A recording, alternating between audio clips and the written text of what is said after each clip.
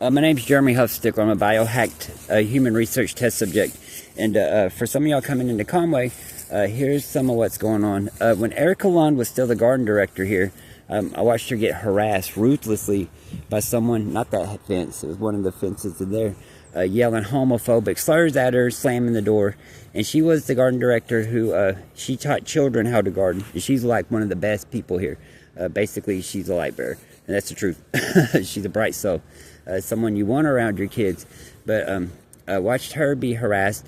I contacted the leaders of the LGBT community, the ladies who started Black Lives Matter, all kinds of police departments, sheriff's departments, human rights groups, human rights law firms that were covering harassment at that time. And at that time, even though Erica's white, BLM was going hard on all people being harassed and stuff. So I contacted their leaders and told them to come, so they could come see what Erica was enduring at work.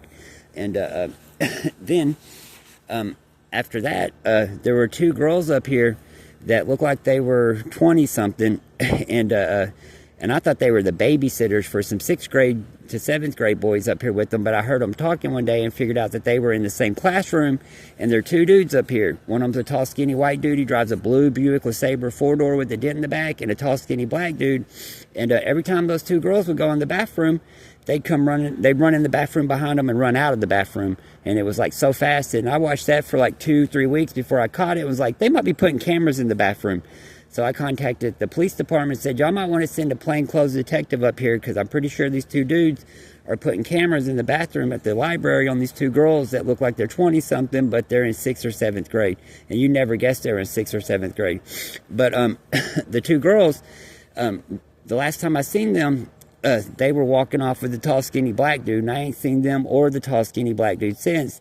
And when they were up here, they kept changing out clothes. Like, one of them would wear like a wife beater, and then they would change out their overshirt. And I noticed they were changing clothes every day, and working at drug rehabs and transitional living facilities for other NGOs. And getting to go to Project Homeless Connect and seeing how many homeless teenagers and children were here in Conway blew my mind. And I started thinking those girls might be homeless and just couch surfing.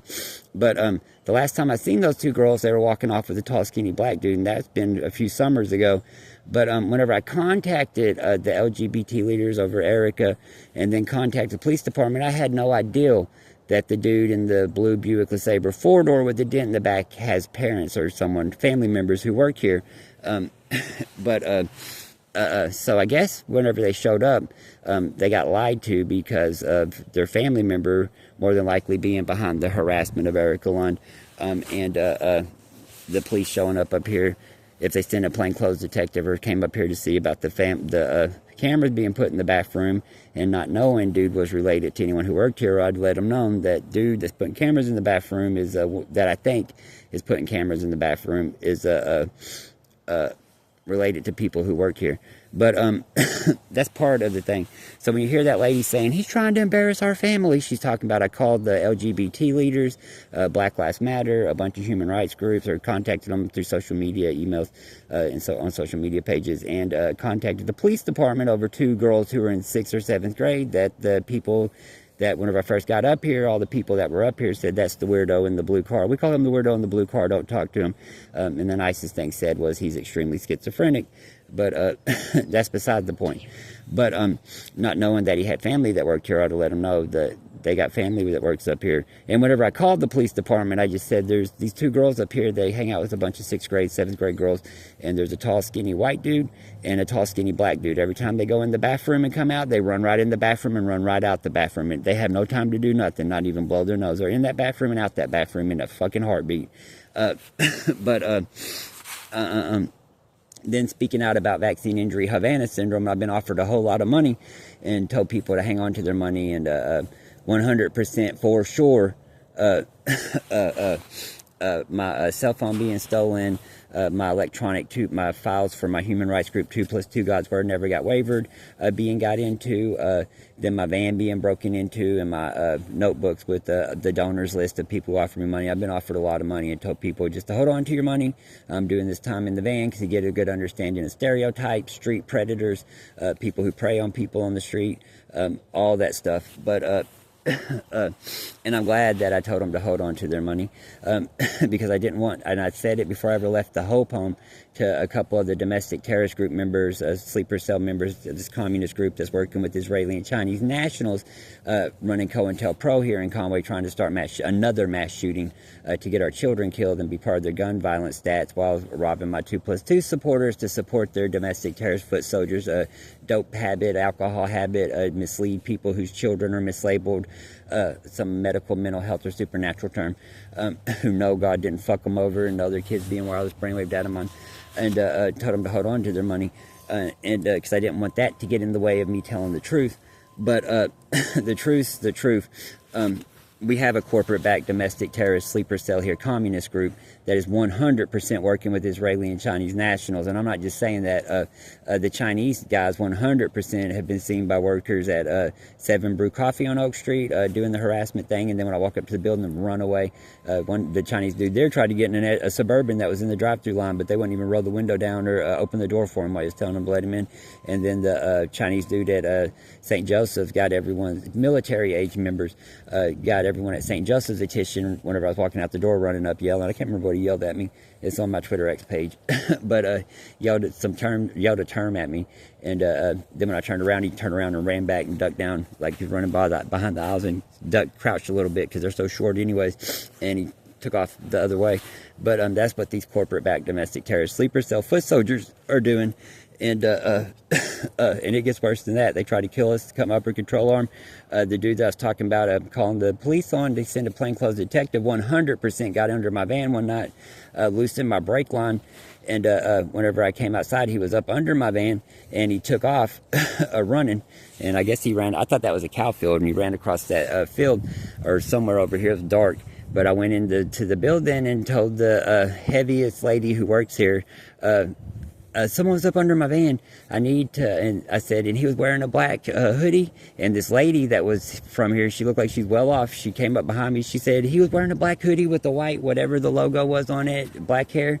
And I was like, yes, ma'am. She said, he tried to steal my purse for 2 hours, and I kept having to pull it closer to me. And the closer I pulled it, the closer he was getting to me to get into my purse to steal it. And the lady said, you're going to have to call the police. And I was like, well, call the police. And then she said, well, the cameras don't work here in front of the desk. And I got pissed and just like, fuck it, I'll catch up with that dude later. But I'm pretty sure that lady whose purse he tried to steal, because she was 38, hot, pissed off about being told the cameras don't work, that I'm pretty sure she went to the police department. But for all y'all coming up here to Conway, it don't even matter that it's about them scamming people out of money. When you speak about vaccine injury and speak about the corporation owners, they try to silence you. And I'm speaking about Havana syndrome form of vaccine injury. That's when the heavy metals in the vaccines magnetize. When you're not in the doctor's office, you're a day or decades away from the doctor's office, are magnetized by EMF direct energy. So corporate computer scientists known as artificial intelligence customer researchers can stream artificial intelligence and other information cloud frequencies from the grid onto the magnetized vaccines, and biohack, which the new word for biohacking is wireless brainwave data mine, and stream and create the profitable appearance of medical, mental health, and supernatural terms from Alzheimer's to autism, ADD to cerebral palsy, nonverbal, demonic possession, remote viewer, psychic ability, every mental health term, and generate billions and trillions of dollars for their corporate masters, wirelessly human trafficking people to big pharma dope. But for all y'all who've come up here and got lied to or scammed by anyone telling you they represent me, anything to do with me, they represent me, or got contacted telling you to bring me money, talk to you as if we're dating, or got threatened through electronics, any of that, take that, do your part, tell the truth, go to the police department, sheriff's department, FBI field office, and help expose these corporate-backed domestic terrorist communist sleeper cells working with Israeli and Chinese nationals to, at bare minimum, create violent events and mass shootings to get our children killed, and add it to their gun violence stats to get our gun rights taken away.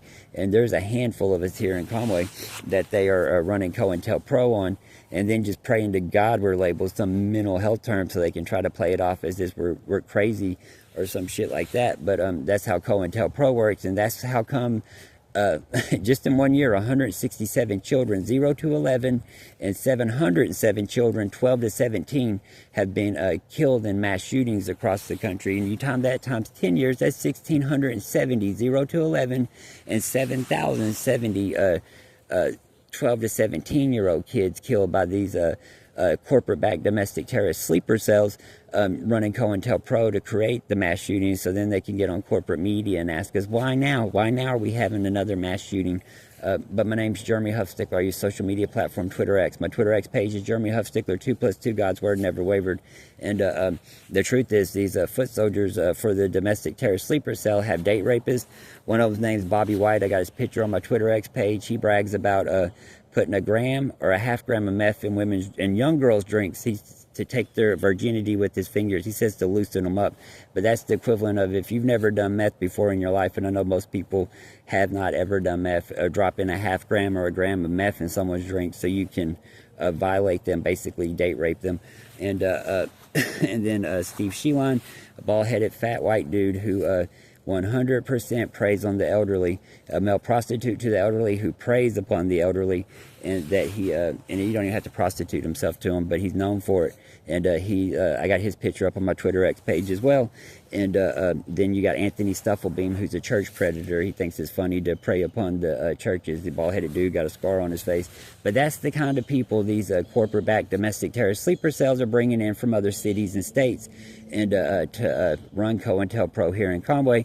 And with the way the emergency shelter here is set up, you get 30 days there, and then after your 30 days is up, you don't go back for a year, and allowing them to bring more foot soldiers in. And there's a whole lot of investigative journalists and reporters reporting on the NGOs being used, the transitional facilities being used to stack foot soldiers for this domestic terrorist communist groups and sleeper cells.